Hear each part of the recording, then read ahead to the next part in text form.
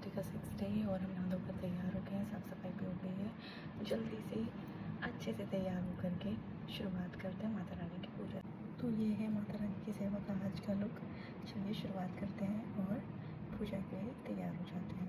तो आज मैं आपको बताऊंगी हवन सामग्री कैसे बनाएं, इसकी विधि मैंने ऑलरेडी यूट्यूब पर डाल दी, आप चाहो तो देख सकते हो। बाउल में मैंने पहले से ही हवन सामग्री ले ली है। इसमें मैं मिला रही हूँ गोला, काले तिल, गुग्गल, जौ, शहद और ये थी खांड, देसी खांड, और मैं इन सबको इसके अंदर डालूँगी। ये है जौ, इसमें से थोड़ी सी मैंने बचा ली थी, थोड़ा सा शहद। यहाँ पर हम देखेंगे ये है आधा कटा हुआ गोला और कुछ गेहूं के दाने।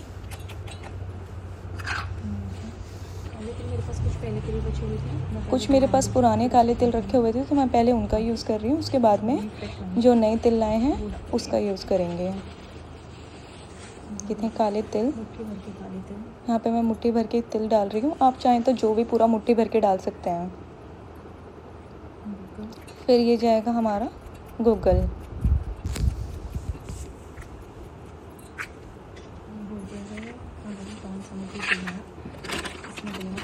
और अब हम खांड का इस्तेमाल करेंगे। 3 चम्मच खांड डाल।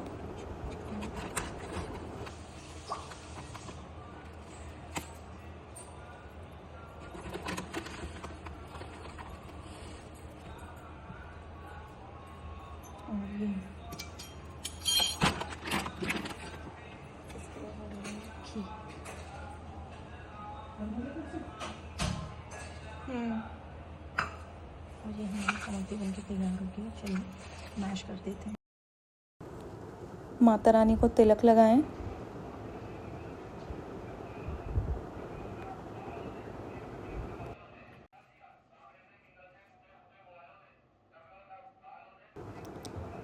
फिर फूलों की माला और पुष्प अर्पण करें।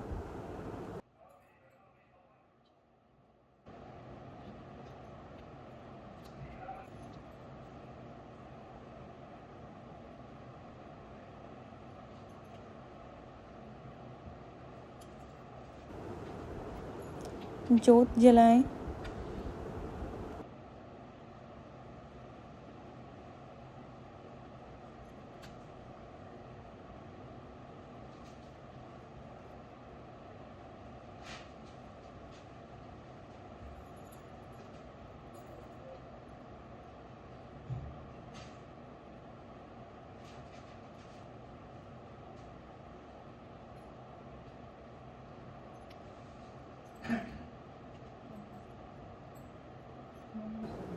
इसमें हम डालेंगे एक लौंग का जोड़ा और एक बतासे का जोड़ा।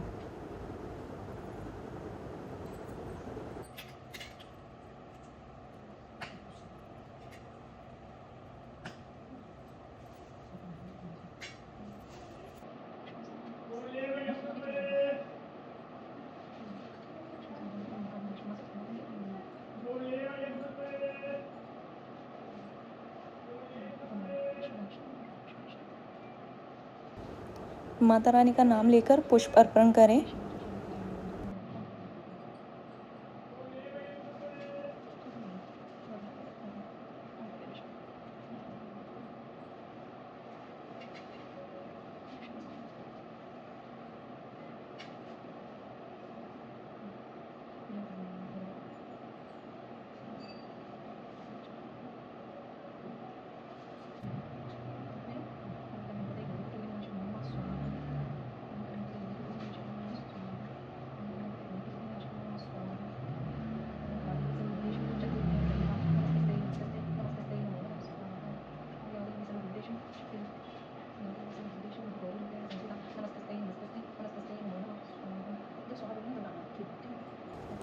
मंत्र उच्चारण के साथ में आवाहन करें देवी का।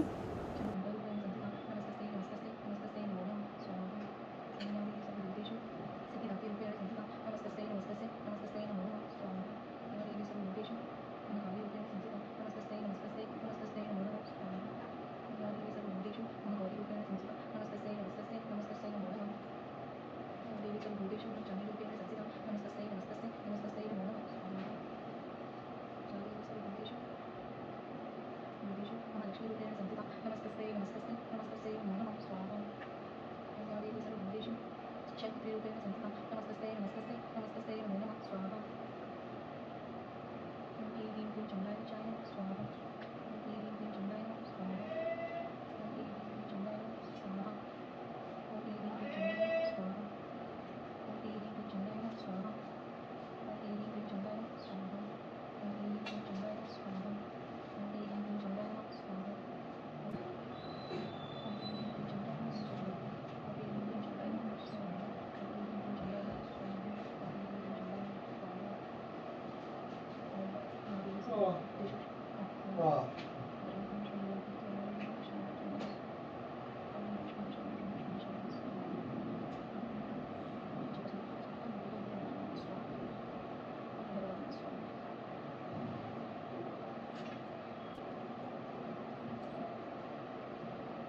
ओम दुर्गा नमः आदिशक्ति नमः भवानी नमः जगदम्बा नमः वैष्णवी नमः दक्षिणी नमः गौरी नमः ओम सवित्री नमः विष्णु नमः धनजनी नमः सिद्धिदात्री नमः वाणी नमः अंबिका नमः प्रचंडिका नमः ओम जगजननी नमः चामुंडा नमः त्रिनेत्रा नमः मगध नमः ओम महेश्वरी नमः ब्राह्मी नमः ओम अग्निशली नमः ओम खड़गधारी नमः मृगवाही नमः ओम वाहुनी नमः ओम शूलधानी नमः विजय नमः ओम अदिति नमः ओम अपराजिता नमः मालाधारी नमः ओम यशस्विनी नमः ओम सदा स्वाहा नमः नारायणी नमः शक्ति नमः पुष्पा नमः संवादा नमः पात्राणी नमः ओम महागौरी नमः कात्यायनी नमः पद्मा नमः सची नमः मीना नमः जया नमः देव सेना नमः केजरी नमः ओम इंद्रणी नमः ओम कुमारी नमः विष्णवी नमः ओम दुर्वासना नमः शंभुरी नमः शंभुरी नमः चंडिका नमः सरस्वती नमः सुरघंटा नमः कार्तिकाय नमः ओम महामाया नमः कामाक्षी नमः सर्वमंगला नमः भद्रकाली नमः धुनेश्वरी नमः नीलग्रीवा नमः ओम नल कुंडली नमः ओम प्रतिधारिणी नमः ओम दंडिनी नमः ओम सुरेश्वरी नमः ओम कुलेश्वरी नमः ओम अंबिका नमः महादेवी नमः ओम ललिता नमः ओम शूलधारिणी नमः ओम कामिनी नमः ओम गुहेश्वरी नमः ओम निशावाणी नमः ओम कायिका नमः ओम भगवती नमः ओम उपना नमः ओम बंधवासिनी नमः महाबाला नमः ओम तलवासिनी नमः ओम सैजसी नमः ओम श्रीदेवी नमः ओम दष्टकाली नमः ओम उग्र केसी नमः ओम कोवेली नमः ओम बागेश्वरी नमः ओम पार्वती नमः ओम मुक्तेश्वरी नमः ओम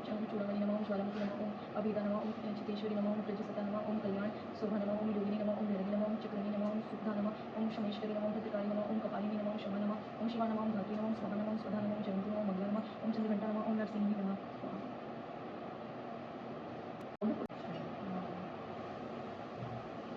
श्री दुर्गा नवरात्र व्रत कथा। इस व्रत में उपवास पालना आदि का कोई विशेष नियम नहीं है। प्रातःकाल उठ के स्नान करके मंदिर में जाकर घर पर ही नवरात्र में दुर्गा जी का ध्यान करके व्रत रखना चाहिए। कथा पढ़नी चाहिए। कन्याओं के लिए व्रत विशेष फलदायक है। श्री जगदम्बा जी की कृपा से सब वेदन दूर होते। कथा के अंत में बारंबार दुर्गी माँ तेरी सदा ही जय का उच्चारण करें। कथा प्रारंभ। बृहस्पति जी बोले, हे ब्रह्मा जी अत्यंत बुद्धिमान सर्वश्रेष्ठ और चारों वेदों को जानने वालों में श्रेष्ठ हो। हे प्रभु कृपा कर मेरा वचन सुनो। चैत्र सिंह मास आषाढ़ मास शुक्ल पक्ष में नवरात्र का व्रत उत्सव क्यों किया जाता है? हे भगवान, इस व्रत का फल क्या किस प्रकार करना उचित है? पहले इस व्रत को किसने किया? विस्तार से को बृहस्पति जी का ऐसा वचन सुनकर ब्रह्मा जी कहने लगे कि हे बृहस्पति, प्राणों की हित करने की इच्छा से तुमने बहुत ही अच्छा प्रश्न किया है। जो मनुष्य मनोरथ पूर्ण करने वाले दुर्गा महादेवी सूर्य नारायण का ध्यान करते हुए मनुष्य धन्य है। ये व्रत संपूर्ण कामों को पूर्ण करने वाला है। इसके करने से पुत्र चाहने वाले को पुत्र, धन चाहने वाले को धन, विद्या चाहने वाले को विद्या, सुख चाहने वाले को सुख मिल सकता है। इस व्रत करने से रोगी मनुष्य का रोग दूर हो जाता है और कारागार में बंधा हुआ मनुष्य बंधन से छूट जाता है। मनुष्य की समस्त विपत्तियां दूर हो जाती है। उसके घर में संपूर्ण संपत्तियां आकर उपस्थित हो जाती है। बांधे के इस व्रत के करने से ऐसे पुत्र पैदा हो जाता है। समस्त पापों को दूर करने वाले इस व्रत को करने से ऐसा कौन सा व्रत है जो सिद्ध नहीं हो सकता? जो प्राणी इस जाल में मनुष्य देह को पाकर भी नवरात्र का व्रत और उत्सव नहीं करता, वह माता पिता की सेवा से विहीन होकर अर्थात अपने माता अनेक दुखों को भोगता है। उसके शरीर में कुष्ठ हो जाता है और अंगहीन हो जाता है। उसको संतानोपत्ति नहीं होती। इस प्रकार वह मूर्ख अनेक दुख भोगता है। इस व्रत को न करने वाला निर्दयी मनुष्य धन और ध्यान से रहित और भूख और प्यास के मारे पृथ्वी पर घूमता और गूंगा हो जाता है। जो स्वाधीन स्त्री भूख से इस व्रत को नहीं करती वह पति से विहीन होकर नाना प्रकार के दुखों को भोगती है। और यदि व्रत करने वाला मनुष्य सारे दिन उपवास न कर सके तो एक समय भोजन करे। उस दिन बांगों से नवरात्र व्रत की कथा सुन करे। हे बृहस्पति, जिसने पहले इस व्रत को किया उसका पवित्र इतिहास मैं तुम्हें सुनाता हूँ। तुम सावधान होकर सुनो। ब्रह्मा जी के वचन सुनकर बृहस्पति जी बोले, हे ब्रह्मन, मनुष्य के कल्याण करने वाले सभी व्रत को मैं सावधान होकर सुनो। आपकी शरण है, मुझ पर कृपा करो। ब्रह्मा जी बोले, पीड़ित नाम के मनोनगर में एक अनाथ नाम का ब्राह्मण रहता था। वह भगवती दुर्गा का भक्त था। उसकी संपूर्ण सिद्धियों से युक्त मानव ब्रह्मा की सबसे पहले रचना हुई थी। अमली सुमति नाम की एक अत्यंत सुंदर पुत्री पैदा हुई। वह कन्या सुनीति अपने पिता के घर बालकन में अपनी सहेलियों के साथ क्रीड़ा करती इस प्रकार बढ़ने लगी। जैसे शुक्ल पक्ष में चंद्रमा की कला बढ़ती है, उसका पिता प्रतिदिन दुर्गा जी की पूजा और होम किया करता था। उस समय वह भी वाणी से उपस्थित होती थी। एक दिन वह सुनीति अपनी सखियों के साथ खेलने लगी और भगवती के पूजन में वह उपस्थित नहीं हुई। उसके पिता को पुत्री की ऐसी सावधानी देखी। क्रोध आया और पुत्री से कहने लगा कि हे दुष्पुत्री, आज प्रभात में तुमने भगवती का पूजन नहीं किया, इसी कारण मैं किसी कुष्ठी दरिद्र मनुष्य के साथ तेरी विवाह करूंगा। इस प्रकार उसके पिता का वचन सुनकर सुनीति को बड़ा दुख हुआ और पिताजी से कहने लगी कि हे पिताजी, मैं आपकी कन्या में सब तरह से आपके अधीन हूं। जैसी आपकी इच्छा हो मेरी विवाह कर सकते हो, पर होगा वही जो भाग्य में लिखा है। मेरा तो इसी परिपूर्ण विश्वास है। मनुष्य न जाने कितना चिंतन करता है, पर होता है वही जो भाग्य विधाता ने लिखा है। जो जैसा कार्य करता है उसको फल भी उसके कर्मों के अनुसार मिलता है, क्योंकि कर्म करना मनुष्य के अधीन है पर फल देना देवता के अधीन है।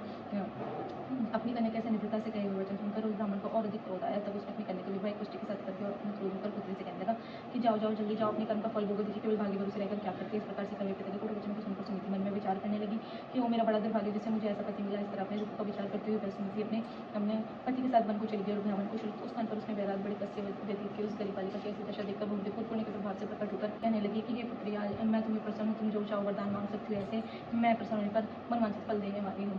इस प्रकार भगवती दुर्गा का वचन सुनकर ब्राह्मण कहने लगी कि आप कौन है, जब उस पर प्रसन्न हुई है, मुझे को अपनी कृपा दृष्टि से उस दिन का सिर उठकर ऐसे ब्राह्मणी का वचन सुनकर देवी कहने लगी कि महादि शक्तियों में ब्रह्मा विद्या सरस्वती में प्रसन्न होकर प्राणी को दुख दूर करूँ, सुख प्रदान करते हैं। ब्राह्मणी, मैं तुझ पे तेरे पूर्वजन्म के पुण्य के प्रभाव से प्रसन्न तुम्हारे पूर्वजन्म का वरदान सुनाती हूँ। सुना, तुम पूर्वजन्म में निषाद की स्त्री थी, अति पवित्र थी। एक दिन तेरे पति निषाद ने चोरी की। चोरी करने के कारण तुम दोनों को सिपाही ने पकड़ लिया, ले जाकर जेल खाने में कैद कर दिया।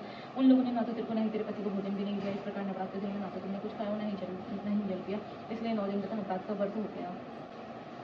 उन दिनों में जो व्रत हुआ उस व्रत के प्रभाव से प्रसन्न होकर तुम्हें मनवांछित फल देगी, तुम्हारी जो इच्छा सो मांगो। इस प्रकार दुर्गा जी का यह वचन सुनकर ब्राह्मणी बोली कि अगर आप मुझ पर प्रसन्न है तो हे दुर्गे माँ, मैं आपको प्रणाम करती कृपा कर मेरे पति के कोढ़ को दूर करो। देवी कहने लगी, उन दिनों में जो तुमने व्रत किया उस व्रत के एक दिन का पुण्य अपने पति को कोढ़ दूर करने के लिए अर्पण कर। मेरे प्रभाव से तेरे पति कोढ़ से रहित सोने के समान शरीर वाला हो जाएगा। ब्रह्मा जी बोले कि इस प्रकार देवी का वचन सुनकर ब्राह्मणी बहुत प्रसन्न हुई और पति को निरोगी करने की इच्छा से ठीक है ऐसा ही बोली। तब तक उसके पति का शरीर भगवती दुर्गा की कृपा से कुछ क्षीण होकर क्रांति हो गया, जिसकी क्रांति के सामने चंद्रमा की क्रांति क्षीण हो जाती है। वह ब्राह्मणी पति की मनोरथ को देखकर देवी को अभिप्राय करने वाली समझकर स्तुति करने लगी कि ये दुर्गे, आप दुर्गा को दूर करने वाली, दुर्गा का संताप करने वाली, समस्या को दूर करने वाली, रोग मनुष्य को निरोग करने वाली, प्रसन्न होने पर मनवांछित वस्तु देने वाली, दुष्ट मनुष्य का नाश करने वाली हो, तुम सारी माता और पिता हो। हे अम्बे, ने मुझे अपराधी अबला को मेरे पिता ने कुछ मन के साथ बनाकर मुझे घर से निकाल दिया। उनकी निकाली हुई घर घूमने लगी। आपने मेरे पति का उद्धार किया है।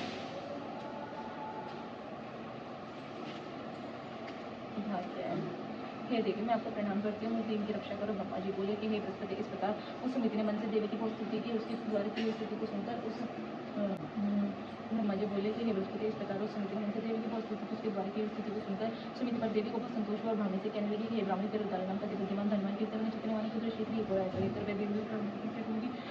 हे ब्राह्मणी, और कुछ तेरी इच्छा हुई मनवांछित वस्तु मांग करती है। ऐसे भगवती दुर्गा का वचन सुनकर समिति बोली कि हे दुर्गे, अगर आप मुझ पर प्रसन्न है तो कृपा कर मुझे नवरात्र विधि बताइए। हे दया में जिस विधि से नवरात्र करने से आप प्रसन्न होती हैं उस विधि का उसके फल को मुझे विस्तार पूर्वक करें। इस प्रकार ब्राह्मणी का वचन सुनकर माँ दुर्गा कहने लगी कि हे ब्राह्मणी, मैं संपूर्ण पापों को दूर करने वाले नवरात्र विधि को बतलाती हूँ, जिसको समस्त पापों से छुटकारा मोक्ष की प्राप्ति हो जाती है। अश्विन मास शुक्ल पक्ष से लेकर 9 दिन तक विधि पूर्वक व्रत करें, 7 दिन का उपवास कर भोजन करें, पंडित को ब्राह्मण को घर स्थापना करें, उनको वाटिका बनाकर उनकी प्रतिदिन दर्पति महाकाली महालक्ष्मी माँ सरस्वती इनकी मूर्ति बनाकर उनकी नित्य विधि से पूजा करें, पुष्प से पूर्वक अर्घ देवी जोड़े से फूल से भुजों के फूल से अर्घ देने से रूप की प्राप्ति होती है। जयफल से किसी दास से कार्य से अमृत से और केले से भूषण की प्राप्ति होती है। केले से भूषण की प्राप्ति होती है। आंवले से और इस प्रकार फलों से आकृति का विधि होम करे, खान घी पे शहद चलती है। केले से पुत्र की प्राप्ति होती है, कमल से राज समान दाखों से सुख संपत्ति की प्राप्ति होती है। खान घी नारियल शहद चूनते उनसे हवन करें, फलों से होम करने से मनोवांछित वस्तु की प्राप्ति होती है। व्रत करने वाला मनुष्य इस विधान से होम कर आचार्य को नम्रता के साथ प्रणाम करे और उसे एक सिद्धि से दक्षिणा दे। इस महाव्रत को पहले बताई विधि के अनुसार जो कोई करता है उसके समय पूर्ण हो जाता है। इसमें कहीं भी शंका नहीं होती, मूर्ति को दान दिया जाता है, उसका करोड़ों गुना मिलता है। इस नवरात्र व्रत को करने से कौन सा व्रत है जो पूर्ण नहीं होता है। इस नवरात्र व्रत करने से अश्वमेध यज्ञ का फल मिलता है। हे ब्राह्मणी, इन संपूर्ण कामनाओं को पूर्ण करने वाले उत्तम व्रत को देवी मंदिर अथवा घर में ही विधि के अनुसार करें। ब्रह्मा जी बोले कि हे बृहस्पति, इस प्रकार ब्राह्मणी को व्रत की विधि और फल बताकर देवी अंतर ध्यान हो गई। जो पुरुष स्त्री इस व्रत को भक्तिपूर्वक करता है अपने सुख भूख में दुर्लभ मोक्ष को प्राप्त होता है।